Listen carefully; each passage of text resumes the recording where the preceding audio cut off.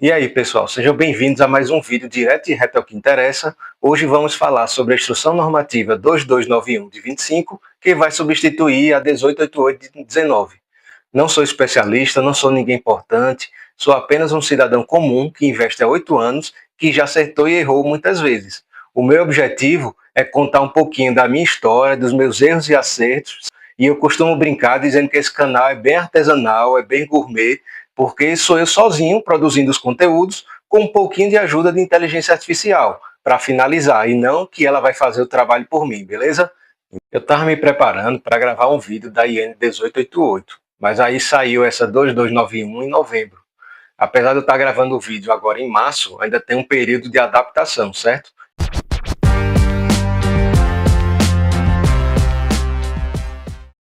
Então bora lá, eu estou mostrando a instrução conforme foi publicada no Diário Oficial, mas eu copiei e colei para o Writer do LibreOffice para poder ficar melhor de realçar cores, destacar alguns pontos e também desprezar outros. A ideia vai ser um resumo, certo? Se você quiser alguma coisa mais aprofundada, faça você mesmo a sua análise, beleza? Então, pessoal, vou estar olhando agora para baixo, certo? Que é a tela do computador, para você estar aparecendo aí. E eu copiei para o LibreOffice para poder fazer os meus destaques e tal, né? Pode ver que tem 30 páginas essa lei, mas eu não destaquei tudo. Como eu disse, eu vou fazer um resumo e aí o que faltar, o que você quiser, você dá uma lida depois mais completa, beleza? Então aqui está dizendo, Diário Oficial da União, 17 de novembro de 2025.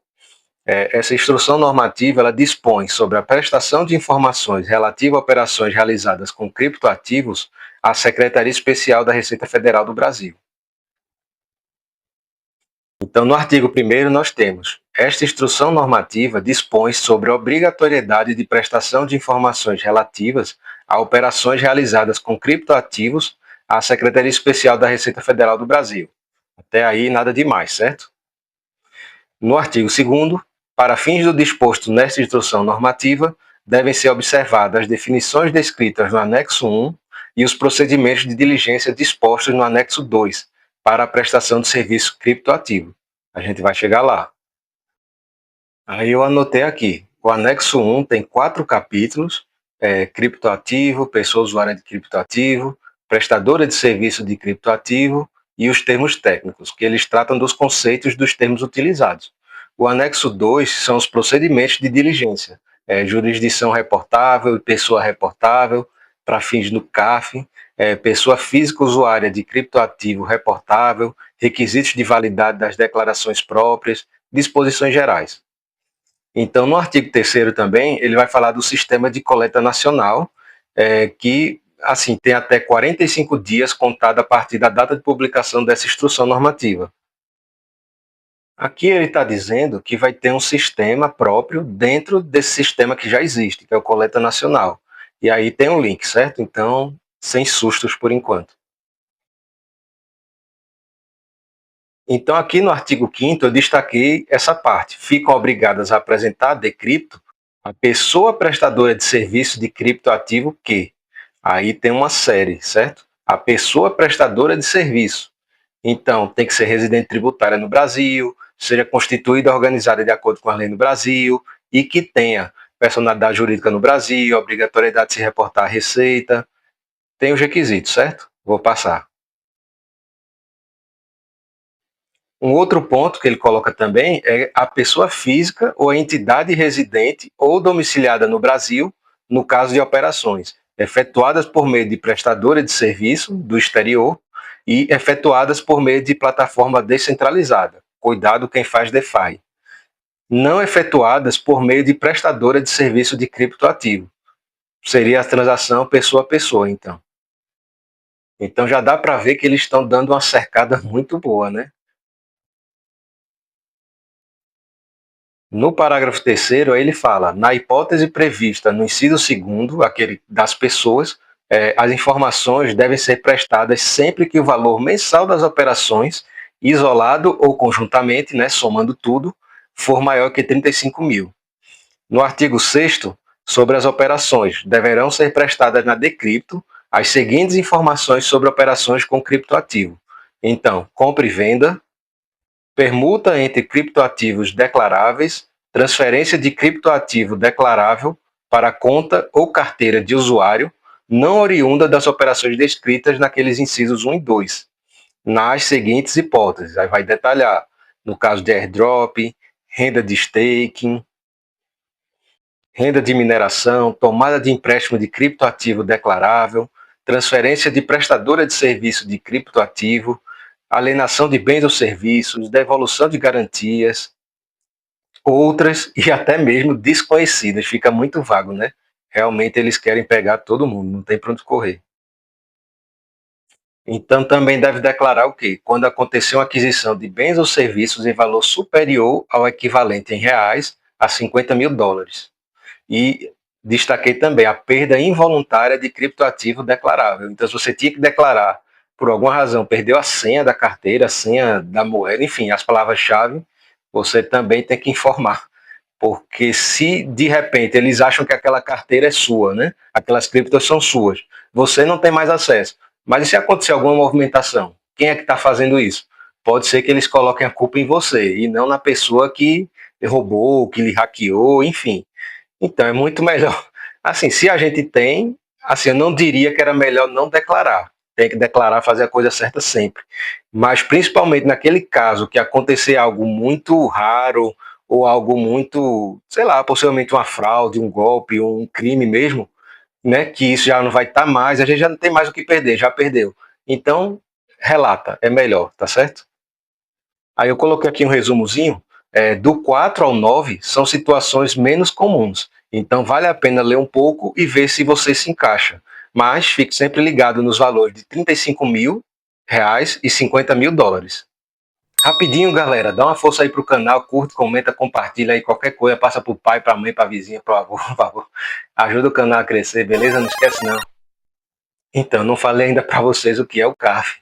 O CAF é um Conselho de Administração dos Recursos Fiscais. É como se fosse um braço, né, da Receita. Então, aqui no artigo 8º, ele diz, para fins de cumprimento do CAF, a prestadora de serviço de criptoativo, então não é a pessoa, certo? É a prestadora. Então, vocês dão uma lida aí, que tem várias hipóteses, eu vou passar. Eu saí destacando basicamente onde falava que era empresa e onde era pessoa. Então, aqui no artigo 9º, a pessoa física ou a entidade residente ou domiciliada no Brasil, a que se refere o artigo 5º, caput, inciso 2º, deve prestar as seguintes informações. Então, vamos voltar para dar uma olhada do que é o artigo 5º, né? Caput, inciso 2.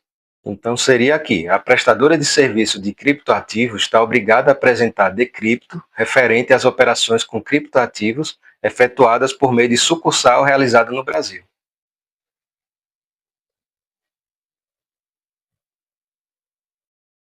O que eu acho mais chato nisso é que fica fazendo muito referência, você tem que ficar subindo, descendo, dando procurar e localizar. E aí essa pessoa física ou entidade tem que prestar as seguintes informações: data da operação, tipo de operação, usuário da operação, que aí tem que ter o nome da pessoa física ou entidade, endereço, domicílio tributário, número de inscrição, né, o CPF ou do CNPJ, número de identificação fiscal no exterior, quais foram os criptoativos declaráveis usados na operação, a quantidade de criptoativo declarável usado, a quantidade de criptoativo declarável usado na operação até a 10ª casa decimal, então 0,00 até chegar 1 e o 10 e o final. Valor de cada criptoativo, certo? Excluídas as taxas de serviço cobradas para a execução da operação, isso é importante. Identificação da prestadora de serviços de criptoativo domiciliada no exterior ou da plataforma descentralizada quando cabível. Se você fez várias operações com criptoativos ao mesmo tempo, todas ligadas entre si por um contrato inteligente, por exemplo, um swap mais stake ou mais empréstimo, tudo feito de uma vez só em um protocolo DeFi, você não é obrigado a declarar cada operação separadamente. Você pode informar apenas o resto da transação, que representa todo o conjunto.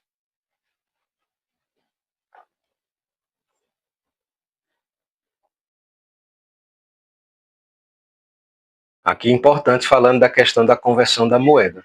Para fins do disposto nesta instrução normativa, os valores expressos em moeda estrangeira deverão ser convertidos em dólar dos Estados Unidos, exceto se já expressos nessa moeda, e posteriormente convertido em reais. A conversão de que trata o caput será efetuada pela cotação de fechamento do dólar para a venda pelo Banco Central extraída do boletim de fechamento PTAX para a data da operação ou saldo, certo? Então, eu vou até deixar o link aqui de onde eu consulto o preço do dólar oficial, quando já está fechado. A Decripto deve ser transmitida à Receita Federal que, mensalmente, até o último dia do mês calendário subsequente, ou seja, depois, aquele em que ocorreu o conjunto das operações. Então, se eu fizer alguma operação agora em março, vou ter até o último dia útil de abril. E anualmente, no caso das corretoras, certo? E agora vai falar das penalidades. A pessoa física ou entidade que deixar de prestar as informações a que estiver obrigada, nos termos do artigo 5º, ou que prestá-la fora do prazo fixado no artigo 12, ou que omitir informações ou prestar informações inexatas, incompletas ou incorretas, ficará sujeita às seguintes multas, conforme o caso, certo? Pela prestação fora do tempo, né, atrasada, R$ 500 por mês ou fração, caso o declarante seja entidade. Aí ele vai dizer aqui o que tem.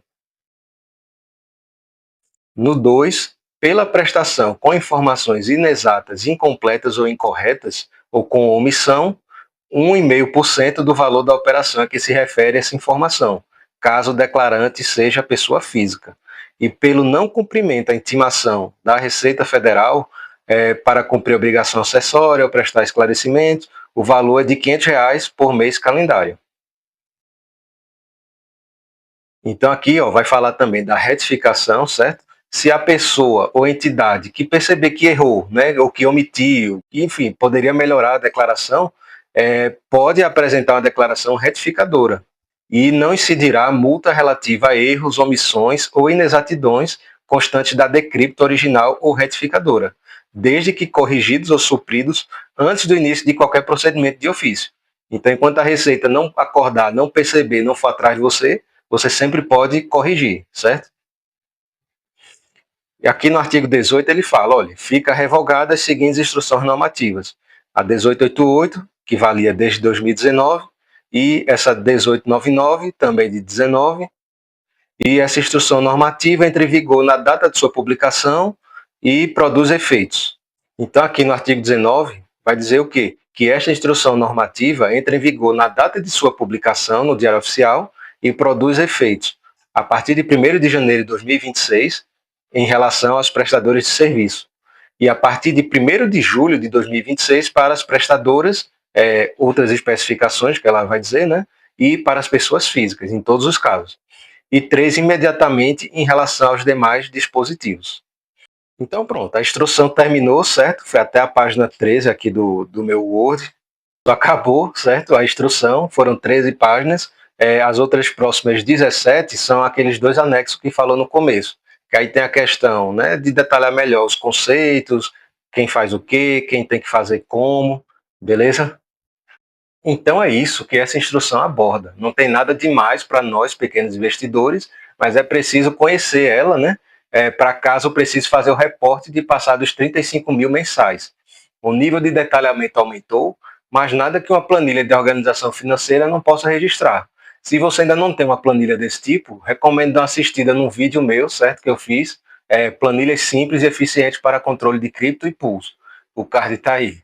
Espero que esse vídeo tenha sido útil. Por favor, dá uma força para o canal. Cada curtida, cada comentário, cada vez que chega a mais pessoas, ajuda muito. Não esquece de apertar os botões, beleza? Obrigado, até a próxima.